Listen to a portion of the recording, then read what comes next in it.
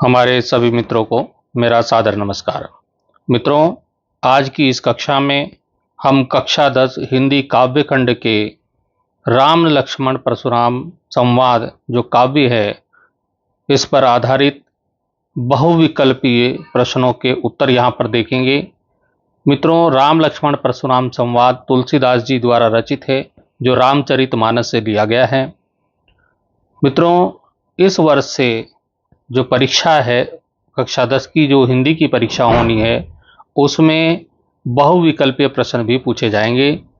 आप परीक्षा में सभी प्रश्नों को अच्छी प्रकार से हल कर सकें, इसलिए हम यह वीडियो आज आपके लिए लेकर आए हैं। तो आइए देखिए, इसमें जो पहला प्रश्न है हमारे पास, वो है राम लक्ष्मण परशुराम संवाद जो एक काव्य है, इसके रचयिता कौन है? तो मैंने पहले ही बता दिया, इसके जो रचयिता हैं वो तुलसीदास जी हैं। चलते हैं अगले प्रश्न की ओर। हमारा जो अगला प्रश्न है वो है राम लक्ष्मण परशुराम संवाद की भाषा कौन सी है? तो यहाँ पर भाषाएं दी गई हैं। अवधी भाषा है, भोजपुरी भाषा है, राजस्थान की भाषा है या ब्रज भाषा है? तो इसका जो सही उत्तर है मित्रों, वो है अवधी भाषा। ये पहले वाला सही है, अवधी भाषा। उत्तर यहाँ पर आपके सम्मुख है, अवधी। प्रश्न संख्या 3 पर चलेंगे। प्रश्न संख्या 3 है, राम लक्ष्मण परशुराम संवाद किस ग्रंथ से लिया गया है? मैंने आपको पहले ही बता दिया कि ये रामचरितमानस से लिया गया है, रामचरितमानस। तो ये इसका सही उत्तर हो जाएगा। उत्तर आपको नीचे मिल जाएगा, उत्तर आप देख लीजिए। अब आता है शिव धनुष कैसे टूट गया? शिव धनुष कैसे टूट गया? जोर लगाने से टूटा, या केवल छूने मात्र से टूटा, या गिरने से टूटा, या उपरोक्त में से कोई नहीं? तो इसका जो सही उत्तर है मित्रों, वो है केवल छूने मात्र से टूट गया। ये इसका उत्तर हो गया। अब प्रश्न आता है, सठ शब्द का अर्थ क्या है? सठ, सठ, साठ, सात, या मूर्ख, या फिर इनमें से कोई नहीं? तो इसका जो सही उत्तर है मूर्ख। ये सठ जो है, परशुराम जी ने लक्ष्मण जी को सठ बोला था, तो सठ हमारे मूर्ख। अब अगला प्रश्न आता है हमारे सामने, बेवजह कौन क्रोधित हो रहा है? बिना कारण से कौन क्रोधित हो रहा है? तो इसका जो सही उत्तर क्या है? राम क्रोधित हो रहे हैं, लक्ष्मण, परशुराम या विश्वामित्र? तो परशुराम जो है बेवजह बिना कारण के क्रोधित हो रहे हैं, तो इसका सही उत्तर परशुराम हो जाएगा। प्रश्न चलते हैं, परशु क्या होता है? परशु, परशु एक हथियार होता है, रिपु होता है, दुश्मन होता है, या कल के बाद परसों बोलते हैं? ये जो परशु है एक प्रकार का हथियार होता है, ये इसका सही उत्तर हो जाएगा, एक प्रकार का हथियार है। अब आते हैं प्रश्न संख्या 8 पर। 8वां प्रश्न है, राम और लक्ष्मण सीता स्वयंवर में किस मुनि के साथ आए? कौन से मुनि थे, कौन से ऋषि थे जिनके साथ सीता स्वयंवर में राम लक्ष्मण आए? वो वशिष्ठ मुनि थे, नारद मुनि थे, विश्वामित्र थे, या परशुराम थे? तो इसका जो सही उत्तर है वो है विश्वामित्र। विश्वामित्र के साथ राम लक्ष्मण जो है सीता स्वयंवर में आए थे। प्रश्न आता है, स्वयं को बाल ब्रह्मचारी कौन कह रहा है? स्वयं को बाल ब्रह्मचारी कह रहा है परशुराम, तो इसका सही उत्तर हो जाएगा परशुराम। अब आता है, राम का संबंध किस वंश से है? राम कौन से वंश से हैं?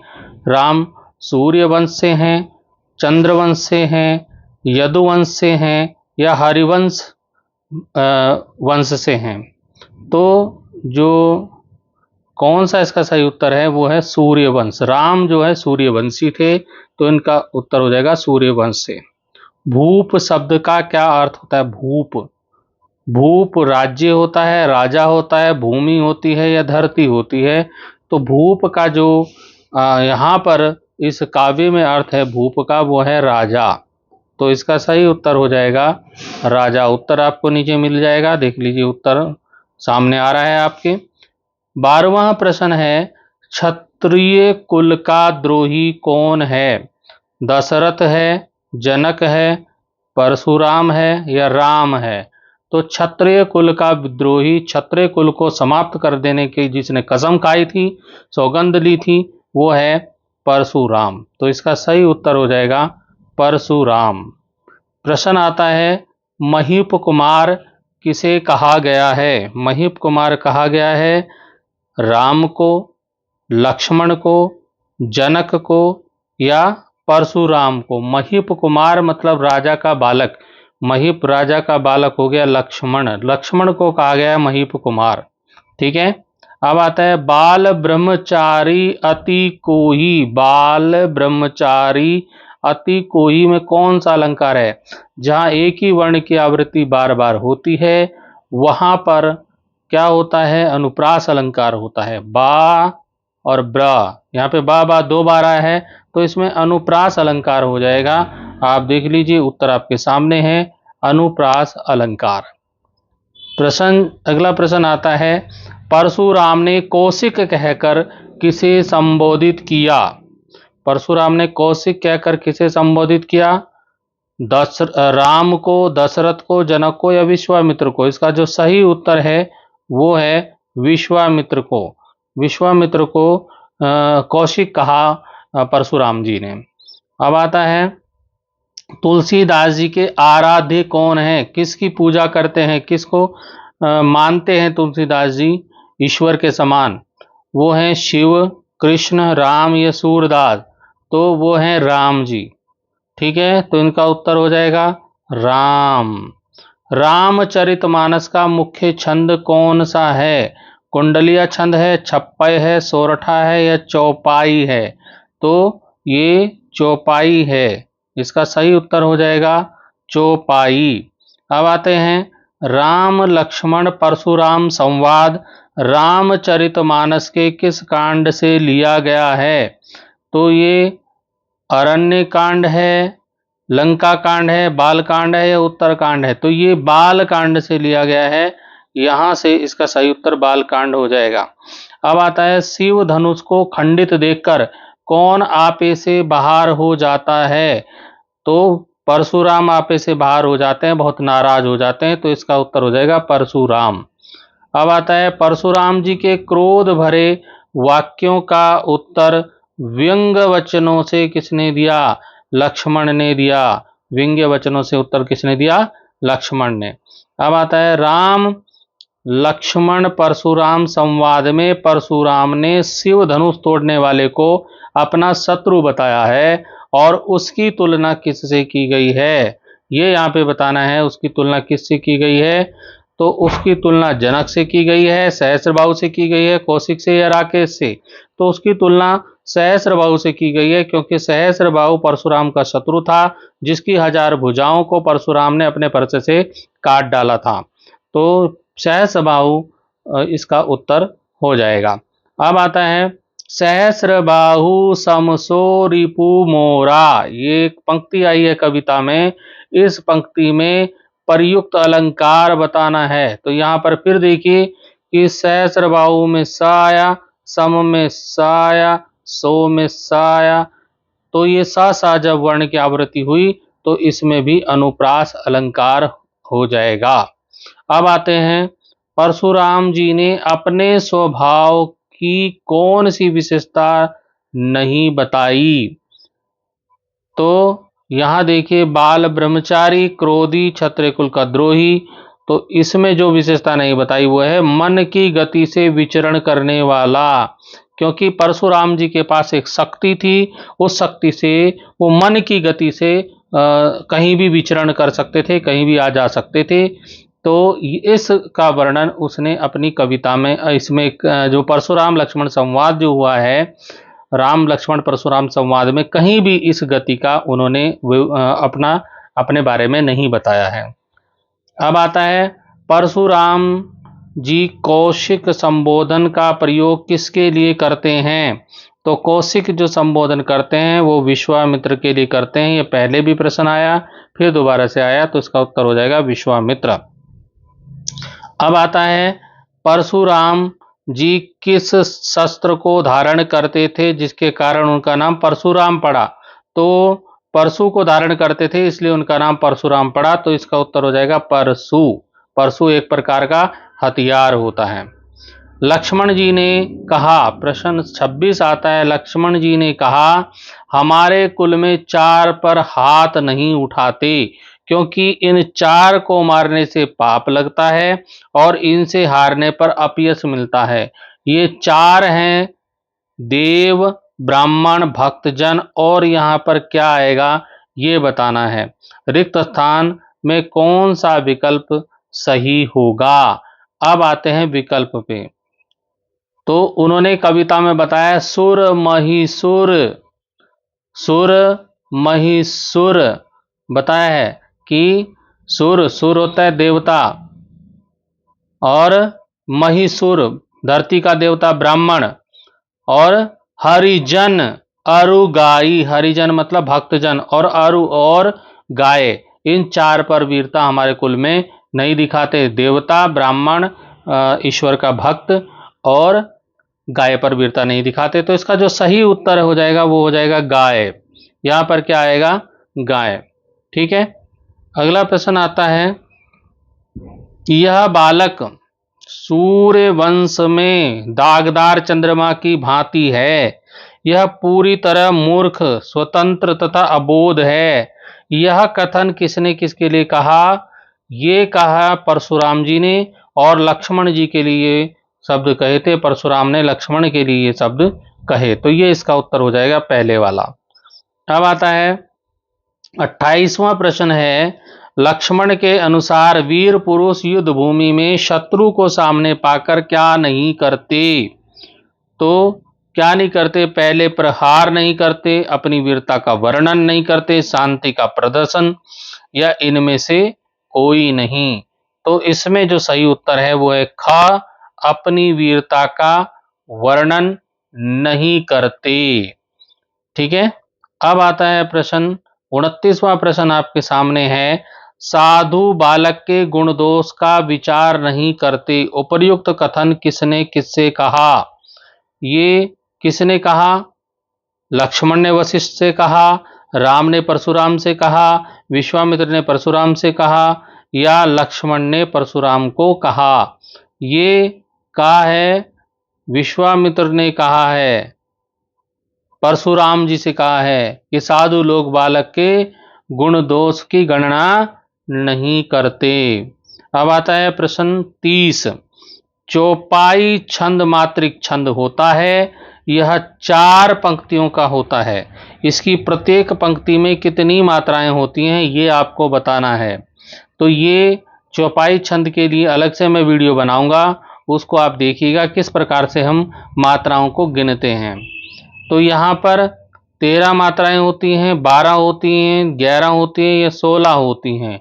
तो इसके जो प्रत्येक 4 छंद होते हैं, 4 जो चरण होते हैं, उसमें से प्रत्येक चरण में 16 मात्राएं होती हैं। तो ये 16 वाला इसका सही उत्तर हो जाएगा, 16 मात्राएं।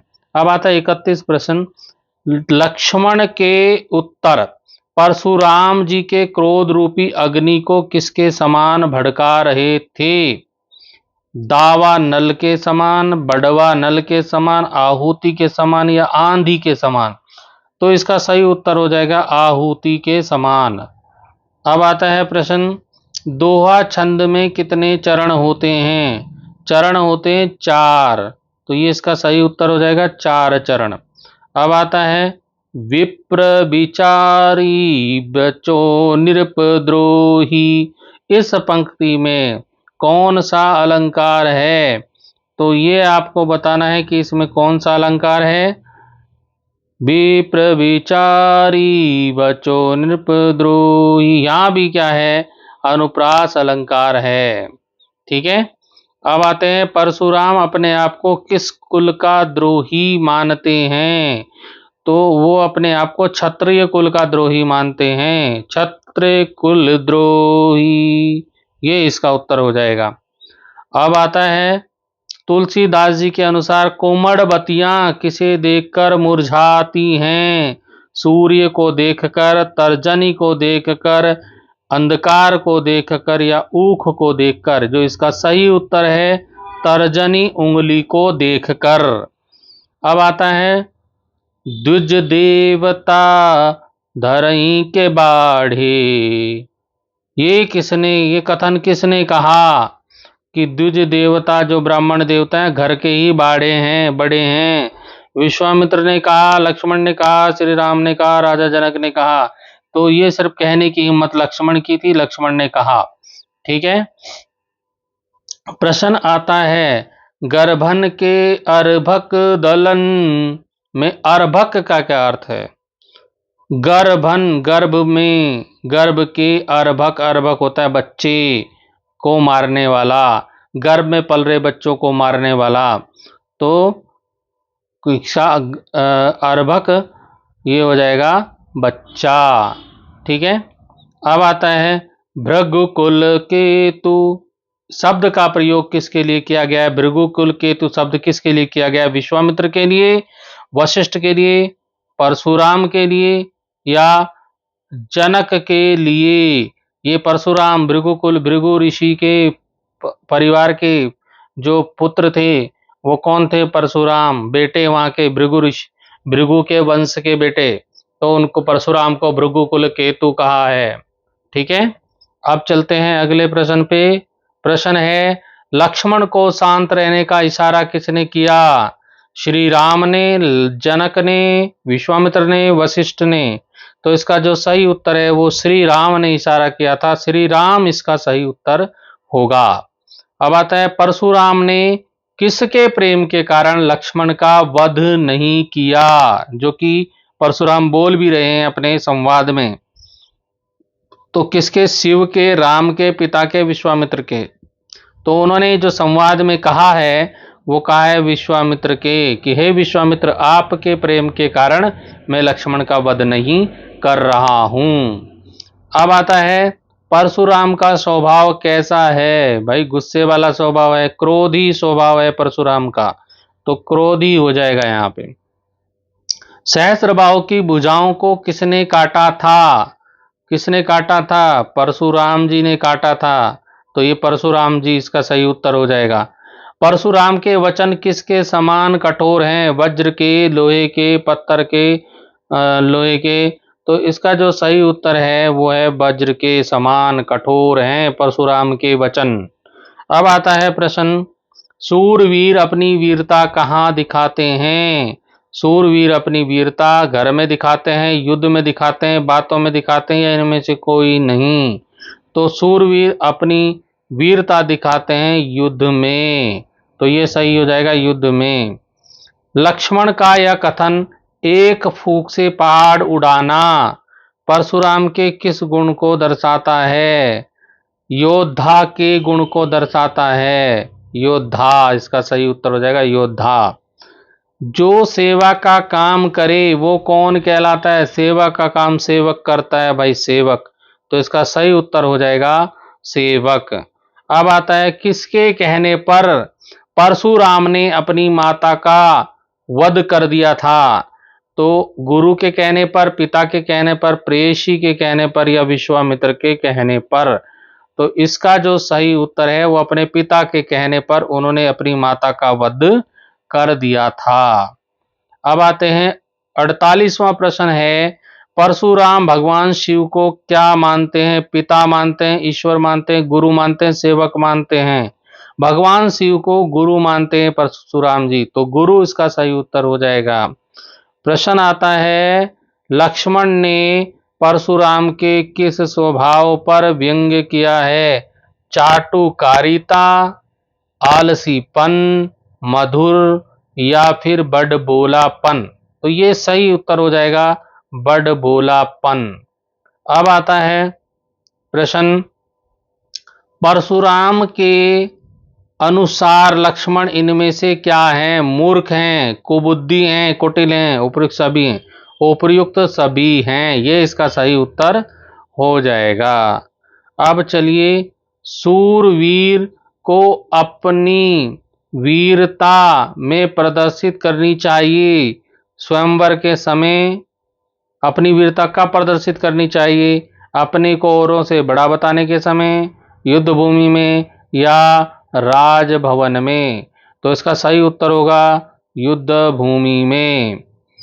प्रश्न आता है, तुम तो कालू हाक जनु लावा, बार बार मोहि लागू बुलावा। ये जो पंक्ति है, इस पंक्ति में कौन सा अलंकार है?